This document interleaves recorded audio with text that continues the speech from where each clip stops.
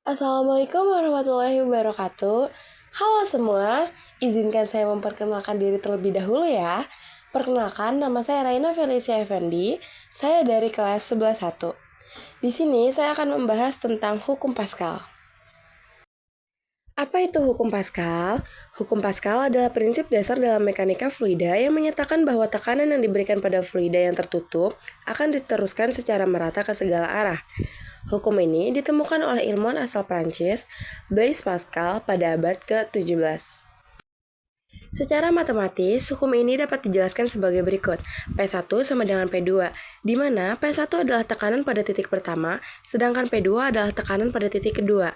Artinya, jika kita memberikan tekanan pada suatu fluida yang berada dalam wadah tertutup, tekanan tersebut akan tersebar merata ke seluruh bagian fluida, tidak peduli bentuk atau ukuran wadah tersebut.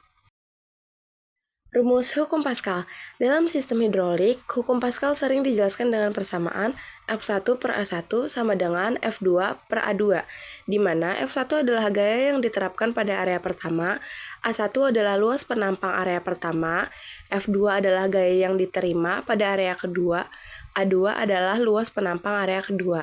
Hukum ini menjelaskan bahwa gaya yang diterapkan pada area kecil atau A1 akan menghasilkan gaya yang lebih besar pada area yang lebih besar A2 dengan perbandingan yang sebanding dengan luas area. Contoh penerapan hukum Pascal. 1. Sistem rem hidrolik. Sistem rem mobil menggunakan hukum Pascal untuk mengubah tekanan kecil menjadi tekanan besar.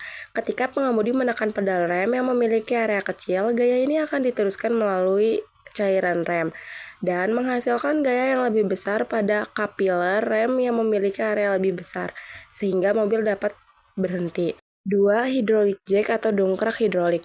Pada dongkrak hidrolik, tekanan yang diberikan pada piston kecil, misalnya dengan tangan, diteruskan melalui cairan ke piston yang lebih besar karena luas penampang piston yang lebih besar jauh lebih besar.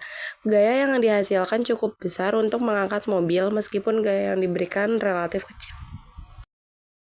Faktor yang mempengaruhi hukum Pascal. 1. Jenis fluida.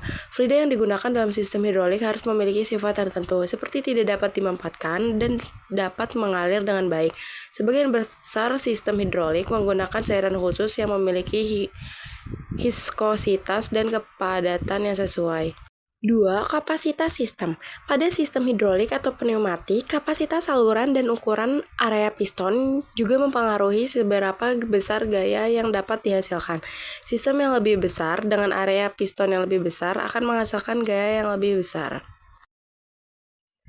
Penerapan dalam kehidupan sehari-hari. Lift atau elevator. Sistem hidrolik digunakan dalam lift untuk mengangkat beban yang berat.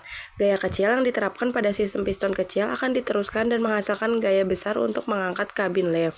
Sistem suspensi mobil. Beberapa sistem suspensi mobil menggunakan hukum Pascal untuk mengatur tekanan dan meningkatkan kenyamanan berkendara. Tekanan fluida pada suspensi akan disesuaikan untuk menyerap guncangan atau memberikan kestabilan pada kendaraan.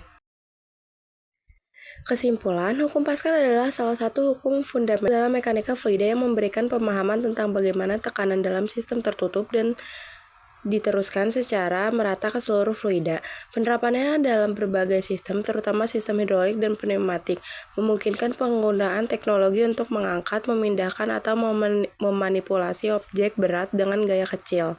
Penerapan hukum Pascal terlihat jelas dalam banyak bidang, mulai dari industri, alat medis, kendaraan, hingga kehidupan sehari-hari. Sistem hidrolik memungkinkan efisiensi yang sangat tinggi dalam banyak aplikasi, meskipun perlu diperhatikan aspek perawatan dan pemilihan fluida yang tepat untuk mempertahankan kinerja sistem.